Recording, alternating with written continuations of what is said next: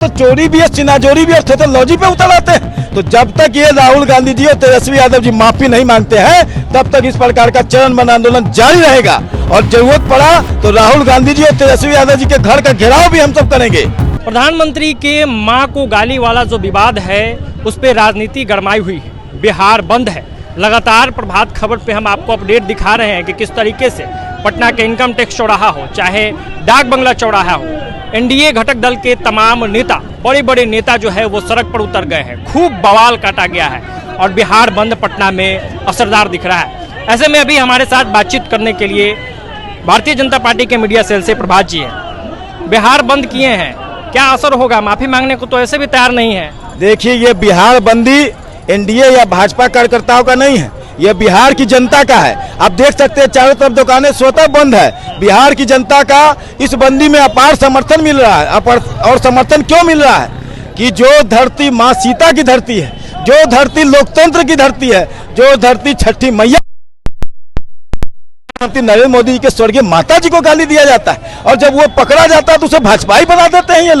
ये लोग तो चोरी भी है, सिनाजोरी भी और थेथोलॉजी पे उतर आते हैं। तो जब तक ये राहुल गांधी जी और तेजस्वी यादव जी माफी नहीं मांगते हैं तब तक इस प्रकार का चरणबद्ध आंदोलन जारी रहेगा और जरूरत पड़ा तो राहुल गांधी जी और तेजस्वी यादव जी के घर का घेराव भी हम सब करेंगे।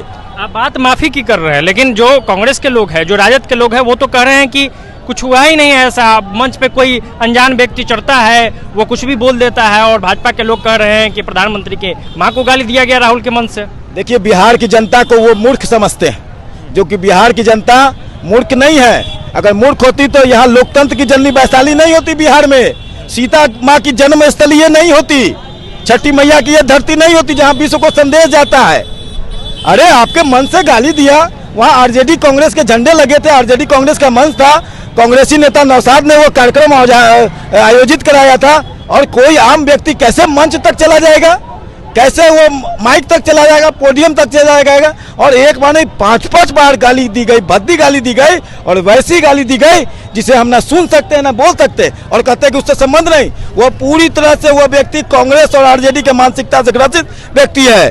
आगे का भी कुछ प्लान है? आज आपने बिहार बंद किया, एनडीए के जो तमाम नेता है वो दिखे। अभी पहले हम लोगों ने मौन जुलूस निकाला, धरना प्रदर्शन किया, कैंडल मार्च निकाला। अगर ये नहीं माने तो हम लोगों को इनके घर का भी घेराव करना होगा तो करेंगे।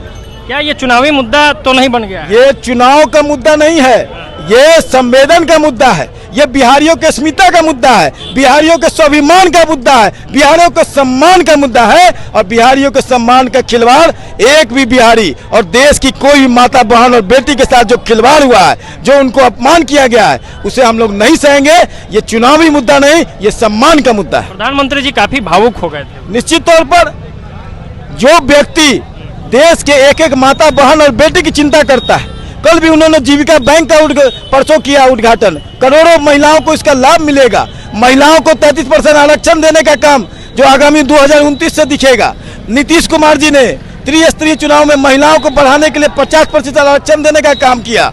यहाँ तक कि बिहार में सभी सरकारी नौकरियों में 35% महिलाओं को आरक्षण देने का काम किया। तो एक तरफ एनडीए की पहचान महिलाओं को सम्मान और दूसरे तरफ महिलाओं का अपमान महागठबंधन की पहचान बन चुका है और इसका खामियाजा आगामी चुनाव में नहीं मिलेगा।